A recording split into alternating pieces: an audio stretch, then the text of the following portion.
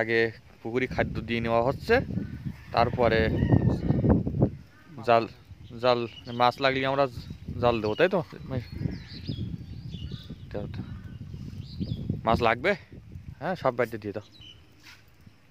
দেখা যাক এখন মাছ লাগে কিনা। দেখেন জাল জাল কিভাবে গোটাতে দিকে না, জাল মারার আগে এই যে জাল কিভাবে গোটাই আমরা, জাল প্রস্তুত করা, এটা একটু দেখে নেন। আমার জেঠামশাই এই জাল প্রস্তুত করতেছে।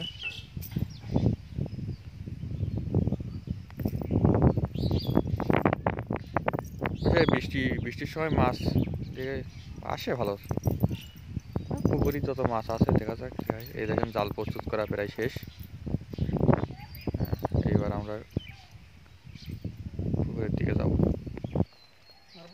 এই দেখায় এবার এবার দেখেন যেটা আমার খেমন দিচ্ছে, এই খেমন চলে গেল। এবার দেখা যাক কি ওঠে।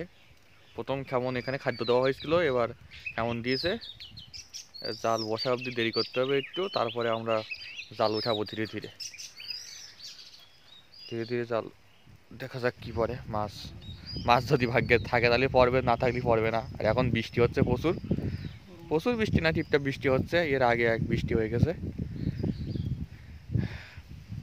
আগে একটা ভিডিও দিয়েছিলাম, সেখানে কাতলা মাছ পড়ছিল, আপনারা সবাই দেখেছেন। এবার দেখা যাক কি পড়ে। ধীরে ধীরে জাল তুলছে।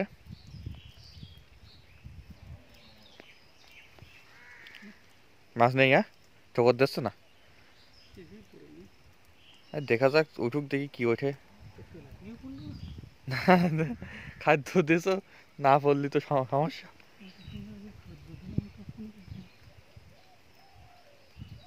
না না উঠবে না, দেখি কি ওঠে। কিছু উঠবে না, না না ওই তো তেলাপিয়া পড়ছে, খেয়েছো কিছু তেলাপিয়া পড়ছে দেখা যায়। দেখুন বুড়ো মাছ আছে, অনেক বুড়ো মাছ। আপনারা দেখছিলেন আগেবার কাতলা মাছ ধরছিলাম এই পুকুর থেকে, তো এবারে দেখছি তেমন কিছুই উঠিনি, তেলাপিয়া মাছ হচ্ছে। বৃষ্টির সময় মাছেরা একটু মনে হয়। এই দেখেন পুকুর আমাদের,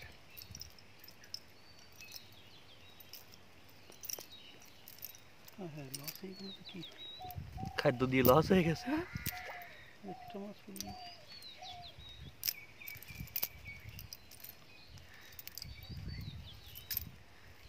সব সাইড দেওয়া, এই মাছ রেখেও লাভ নেই, ছোট মাছ ছেড়ে দেওয়াই ভালো। রুই মাছ, রুই মাছ রুই মাছ দরকার।